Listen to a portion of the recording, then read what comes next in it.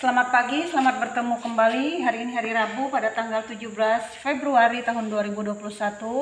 Hari ini kita masuk di pembelajaran 5, mata pelajaran bahasa Indonesia. Silakan anak-anak ibu buka buku tema pada halaman 38 sampai 39. Baik, hari ini kita akan mempelajari tentang menentukan gagasan pokok pada teks keragaman agama di Indonesia. Nah, sekarang coba perhatikan teks bacaan pada buku tema halaman 38. Dari teks bacaan dapat kita tentukan gagasan pokok dari setiap paragraf. Nah, Ibu akan jelaskan apa itu gagasan pokok. Gagasan pokok disebut juga dengan ide pokok atau pokok pikiran, sedangkan kalimat yang terkandung pada gagasan pokok disebut dengan kalimat utama atau kalimat topik. Gagasan pokok adalah gagasan atau ide yang menjadi dasar dalam mengembangkan suatu paragraf. Berikut jenis-jenis gagasan pokok. Yang pertama, kalimat utama yang terletak pada awal paragraf ini disebut paragraf deduktif. Nah, apa itu paragraf deduktif? Paragraf deduktif adalah sebuah paragraf yang diawali oleh keadaan umum lalu diikuti keadaan-keadaan khusus. Nah, paragraf yang mengandung gagasan deduktif memiliki kalimat utama yang terletak di awal paragraf. Jadi, paragraf deduktif ini yang mempunyai kalimat utama di awal paragraf. Yang kedua, kalimat utama yang terletak di akhir paragraf disebut paragraf induktif. Paragraf induktif adalah paragraf yang diawali dengan keadaan khusus dan diakhiri dengan pernyataan keadaan umum. Nah, kebalikannya. Kalimat utamanya terletak di akhir paragraf ya, di akhir paragraf. Yang didahului dengan kalimat penjelas di awal paragraf. Jadi kalimat penjelas di awal paragraf, sedangkan kalimat utamanya di akhir paragraf. Nah, dan yang ketiga, kalimat utama yang terletak di awal dan di akhir paragraf itu disebut paragraf campuran. Paragraf campuran ini bisa disebut juga dengan paragraf deduktif dan induktif. Jadi, paragraf campuran ini merupakan gabungan dari paragraf deduktif dan induktif. Kalimat utama pada paragraf ini, kalimat utamanya terletak di awal dan di akhir paragraf. Keduanya menyiratkan hal yang sama meskipun menggunakan kata-kata yang berbeda. Nah, berikut gagasan pokok pada teks keragaman agama di Indonesia. Nah, pada teks keragaman agama di Indonesia terdapat gagasan pokok paragraf 1.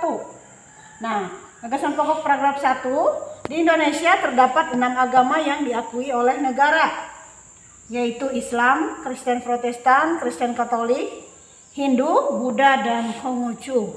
Nah, ini disebut dengan paragraf induktif, karena kalimat utamanya atau gagasan pokoknya ini induktif ini terletak di akhir paragraf.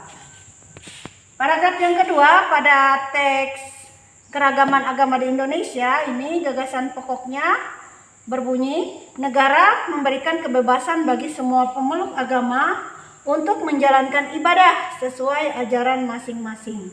Nah, ini sama seperti paragraf 1 disebut juga dengan paragraf induktif karena terletak gagasan pokoknya terletak di akhir paragraf.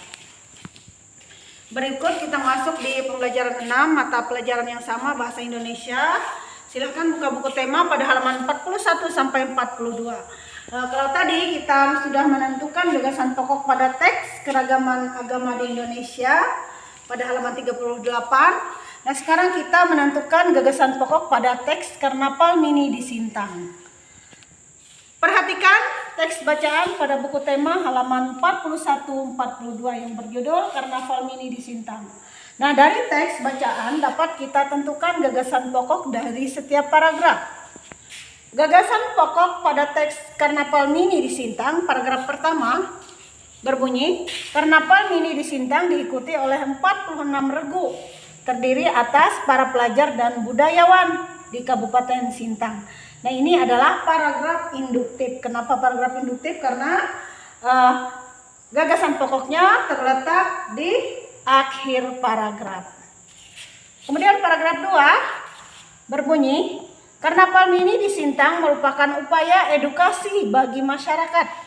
Nah, ini disebut dengan paragraf deduktif. Kenapa paragraf deduktif? Karena gagasan pokoknya terletak di awal paragraf. Kemudian paragraf 3 berbunyi, Kabupaten Sintang dapat dikatakan sebagai Indonesia Mini. Nah, ini disebut paragraf deduktif juga karena gagasan pokoknya terletak di awal paragraf. Kemudian di dalam teks Karnaval Mini di Sintang ada kata-kata sulit pada teks. Ya, kata-kata sulit pada teks Karnaval Mini di Sintang. Yang pertama, ini ada kata karnaval. Ibu jelaskan, karnaval ini artinya pawai dalam rangka pesta perayaan. Yang kedua, ada kata pendopo. Nah, ini artinya bangunan yang luas terbuka untuk pertemuan, rapat, peralatan serta keperluan lain yang ada hubungannya dengan keperluan masyarakat. Nah, contohnya aja adanya peralatan akbar untuk memperingati sesuatu yang berguna bagi kepentingan masyarakat. Yang ketiga ada kata edukasi. Ini artinya proses pembelajaran yang bertujuan untuk mengembangkan potensi diri pada peserta didik dan membuat proses pembelajaran yang lebih baik. Itu edukasi. Yang keempat, kostum. Nah, kostum ini artinya pakaian khusus atau dapat pula merupakan pakaian seragam bagi perorangan, perseorangan, regu olahraga, rombongan, kesatuan dan sebagainya dalam upacara atau pertunjukan. Jadi kostum digunakan. Dan yang terakhir ini ada kata atribut. Atribut ini artinya adalah sifat yang menjadi ciri khas atau suatu benda atau orang, atau bisa dikatakan juga sebagai lambang, tanda kelengkapan. Contohnya saja berupa baret, lencana dan sebagainya. Itulah pengertian dari atribut. Nah, itulah penjelasan Ibu mata pelajaran Bahasa Indonesia pada pembelajaran 5 tentang menentukan gagasan pokok pada teks keragaman agama di Indonesia.